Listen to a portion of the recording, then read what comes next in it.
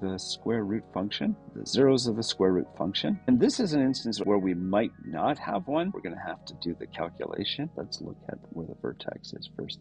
The vertex is -4, -6. The b is negative, so it's going to be going this way, but the a is positive, so it's going to be whoop, up like that. We know it's going to have a 0. Let's see what it looks like. When x is -4, you should get -6, is equal to the square root of -1 times, open bracket, the x plus the 4, close the bracket, close the square root bracket. So that's going to give us -4 plus 4 is 0, times -1 is still 0. The square root of 0 is 0. -6 gives us -6. It's opening that way. If I put in -3, it should give us not a number. So it's going to be taking the square root of a negative. So -3 plus 4 is 1. -1, the square root of -1, imaginary number, doesn't exist. How about -5? We end up getting -5. But -5, we have -5 at -8 gives us -4. This is what it's going to look like. Eventually, we're going to get to it's going to cross the x-axis. Here, let us try 9 more than -4 is -13 is -3. X squared is 25. That's going to give me -29. Put in -29 here. I get -1. -29, I get -1. Let's graph that.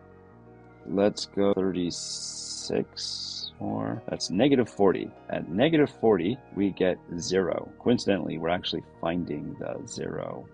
At -68, we're getting 2. Square root function looks like that, and it's crossing at -40. We could also do this algebraically. We set the y value to 0 to find our zeros. I want to get rid of the -6. I'm going to add 6 to both sides. That gives me 6 is equal to the square root of -x plus 4. I want to get rid of the square root. I'm going to do the opposite of square rooting. I'm going to square both sides. If I square the 6, I get 36. If I square the square root, it's gone. We have 36 is equal to -x plus 4. Then I want to get rid of this negative. I can just divide both sides or multiply both sides by -1. And that gives me -36 is equal to x plus 4. I want to get rid of this 4, so I subtract 4 from both sides. That gives us -40 is x, -40. And then we press answer to see if we're right.